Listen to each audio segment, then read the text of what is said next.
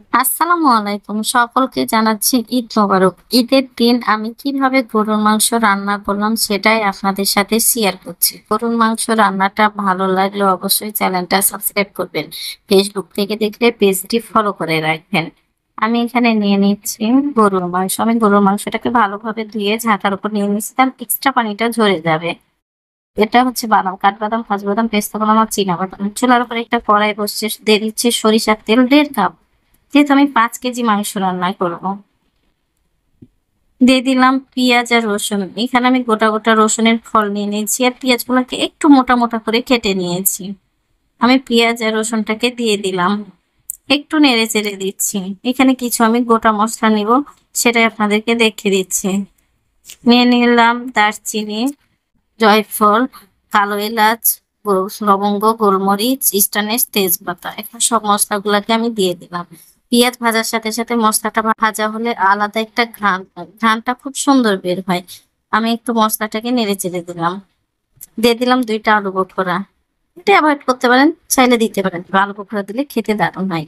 শুকনো মরিচের গুঁড়া দিলাম 2 চামচ, হলুদ গুঁড়া দিচ্ছি 3 চামচ। আমি নেড়ে চেড়ে দিলাম, একটু সামান্য পানি দিয়ে দেবো, মশলাটা যেন পুড়ে না যায়। আর অবশ্যই মাংস রান্নার সময় না হলুদ আর মরিচটাকে আগে দিবেন, তাহলে মাংসের কালারটা খুব সুন্দর আসে। আমি মশলাটাকে নেড়ে চেড়ে দিয়ে দিচ্ছি পেঁয়াজ বাটা 1.5 চামচ, আদা রসুন বাটা দিচ্ছি 4 চামচ, অর্থাৎ হাফ কাপ।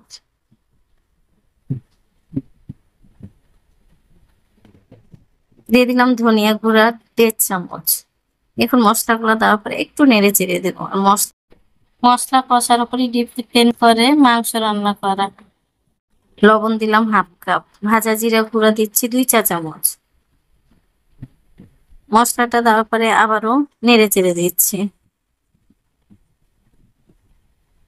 মশলাটা ভালোভাবে কষিয়ে নেবেন। দিয়ে দিলাম টমেটো সস 3 চা চামচ।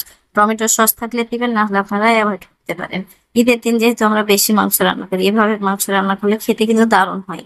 দিয়ে দিল ভাজা গরম মশলা গুঁড়া 1 চামচ ভর্তি করে। মশলাটা ভালোভাবে কষা হয়ে গেছে, উপরে তেল ছেড়ে দিয়েছে, তখন দিয়ে দিচ্ছি গরুর মাংস। আপনারা এভাবেও খাসির মাংস রান্না করতে পারেন। গরুর মাংসটা এখন নেড়ে চেড়ে দিচ্ছি। যেহেতু আমরা ঈদের দিন একটু বেশি মাংস রান্না করি, তাহলে পরে গরম করে করে খেতে কিন্তু দারুণ হয়। আমি কিভাবে ঈদের দিন মাংস রান্না করেছি এটাই আপনাদের সাথে আজকে শেয়ার করলাম।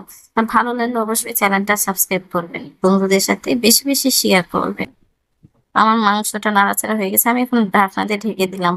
10 মিনিট পর ঢাকনাটা উঠে আবারও নেড়ে দিচ্ছি। এভাবে মাংস রান্না করলে বোঝা যায় না যে গ্যাসের চুলায় রান্না করা হয়েছে। মাংস রান্নাটা করতে ঘড়ির কাঁটা ধরে সময় লেগেছে 35 মিনিট।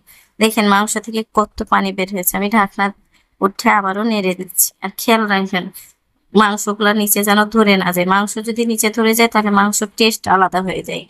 আমি দিয়ে দিলাম পেঁয়াজ কুচি। পেঁয়াজ কুচি দেওয়ার পরে একটু নেড়ে চেড়ে দিচ্ছি।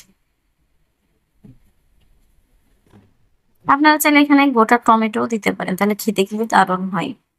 পেঁয়াজটা মনে হচ্ছে একটু কম হবে, তাই আমি এখানে কিছু পেঁয়াজ কুচি দিয়ে একেবারে আধা ঘন্টা পর ঢাকনা উঠে আমি দিয়ে দিচ্ছি মরিচ। বাদামগুলো আধা ভাঙ্গা করে রেখেছিলাম, সে বাদামগুলোকে দিয়ে নেড়ে চেড়ে দিচ্ছি।